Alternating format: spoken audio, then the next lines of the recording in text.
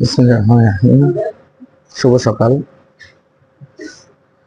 আজকে আমি আরেকটা এটিএস প্যানেলে আপনাদেরকে নিয়ে আসছি।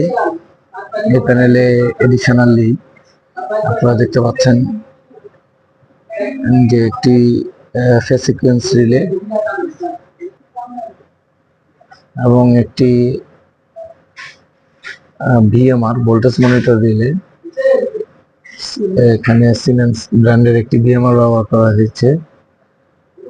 যদিও এই ভিএমআর এর ভিতরে ফেজ সিকোয়েন্স বা ফেজ ফেলার প্রোগ্রামও দেয়া আছে। আসলে ভিএমআর বাংলাদেশে সাবস্টেশন প্যানেলগুলোর জন্য খুব ইম্পর্টেন্ট। অনেক দামি দামি কম্পোনেন্ট ব্যবহার করা হয়, এগুলো নষ্ট হয়ে যাওয়ার একটা প্রবণতা থাকে যদি ভিএমআর ব্যবহার করা না হয়। এখানে আপনারা দেখতে পাচ্ছেন যে ভিএমআর ভোল্টেজ শো করতেছে এবং বিভিন্ন সাইন আমরা দেখতে পাচ্ছি।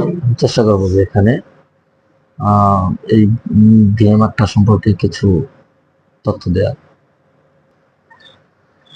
তার আগে একটু বলে নিই, এখানে একটা শুধু ফেজ সিকোয়েন্স রিলে এবং একটা ভিএমআর ব্যবহারের কারণ আসলে জেনারেটরের ভোল্টেজ অলমোস্ট ফিক্স থাকে। জেনারেটরের ভোল্টেজ ঠিক রাখার জন্য এভিআরও থাকে।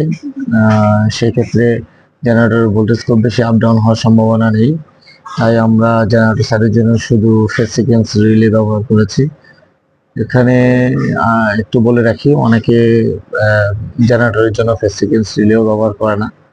আমরা কন্ট্রোল সার্কিটে ঢোকার আগে এটাকে একটা গেট হিসেবে ইউজ করেছি এবং সেই সাথে এখানে আগে আমরা পিডিবি বা আরইবির জন্য এখানে ফেজ সিকোয়েন্স রিলে ব্যবহার করেছিলাম, কিন্তু প্রচন্ড ভোল্টেজ ফ্লাকচুয়েশন হওয়ার কারণে অনেক কম্পোনেন্ট, অনেক এসিবির কয়েল বার্ন হয়ে যায়। এই জন্য আমরা এখানে ভিএমআর স্থাপন করেছি।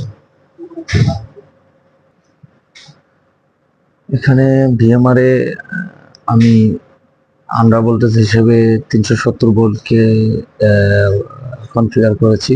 370 ভোল্টের নিচে চলে আসলে এটা দ্বারা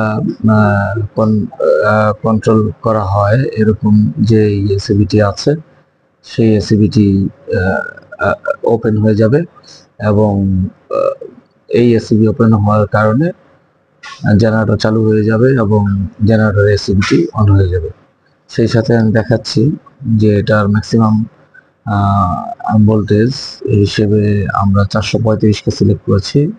তার মানে 435 ভোল্ট বা তার বেশি হয়ে গেলেই এই ভিএমআরটি তার কন্ট্রোল সার্কিটে ভোল্টেজ সরবরাহ বন্ধ করে দিবে এবং তার দরুন এসিবি ওপেন হয়ে যাবে। এখানে আসলে ফেজ সিকোয়েন্সের আরো কিছু প্রোগ্রাম এখানে আছে, এগুলো আমরা পরবর্তী ভিডিওতে দেখানোর চেষ্টা করব। আজকে এই পর্যন্তই। ধন্যবাদ সবাইকে।